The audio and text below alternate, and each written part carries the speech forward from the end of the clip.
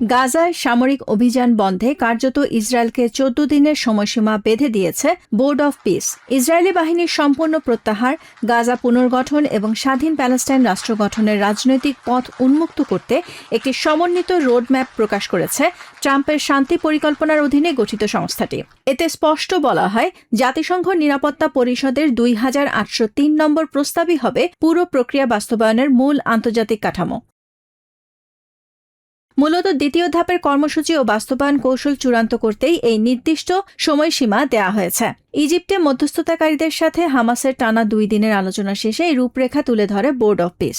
শুক্রবার সংস্থাটি জানায়, গাজার তদারকি কমিটির অধীনেই সম্পূর্ণ অস্ত্র প্রত্যাহারে সম্মত হয়েছে হামাস। তবে পুরো শান্তি পরিকল্পনার বাস্তবায়ন নির্ভর করছে ইসরায়েলি সামরিক হামলা বন্ধের উপর। পিস বোর্ডের মতে, ইজিপ্টের শারম আল শেখ প্রোটোকল মেনে কোনো প্রকার বিলম্ব ছাড়াই ইসরায়েলকে সব সামরিক অভিযান অবিলম্বে পুরোপুরি বন্ধ করতে হবে।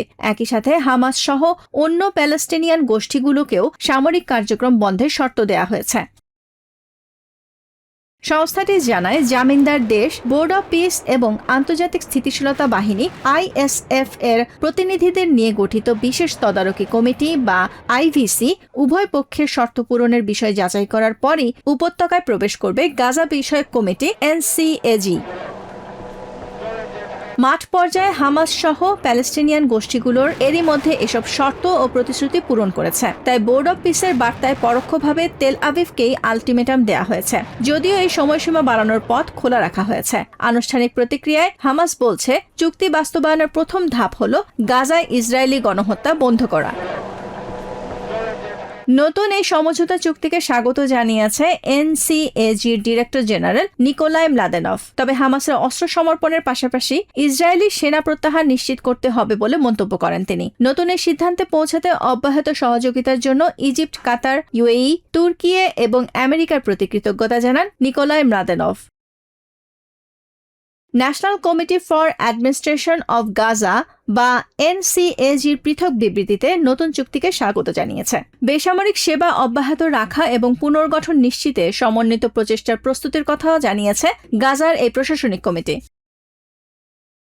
এরই মধ্যে ব্রিটেন, বেলজিয়াম ও ইউরোপিয়ান ইউনিয়ন সহ পৃথকভাবে বিভিন্ন দেশ হামাসের এই পদক্ষেপকে স্বাগত জানিয়েছে। একই সাথে তেল আভিভের পরবর্তী পদক্ষেপের দিকে নজর রাখার কথা বলছেন বিভিন্ন দেশের কূটনীতিকরা। এদিকে তেল আভিভের আনুষ্ঠানিক প্রতিক্রিয়া না এলেও ইসরায়েলি জাতীয় নিরাপত্তা মন্ত্রী ইতামার বেনগাভির বলেছেন, হামাসের এই ধাপে ধাপে নিরস্ত্রীকরণ চুক্তি অগ্রহণযোগ্য। ইসরায়েলের উগ্রপন্থী এই নেতার মতে, প্যালেস্টিনিয়ানদের গাজা ছেড়ে যেতে উৎসাহিত করতে হবে। অন্যদিকে উপত্যকা জুড়ে ইসরায়েলি বাহিনীর আগ্রাসন এখনও অব্যাহত রয়েছে। IDF এদিন জানিয়েছে, গত 3 দিনে গাজায় হামাসের উপকমান্ডার সহ 4 কমান্ডারকে হত্যা করা হয়েছে। এছাড়াও এদিন মধ্য গাজায় বিমান হামলা চালিয়ে এক প্যালেস্টিনিয়ানকে হত্যা করেছে দখলদার বাহিনী।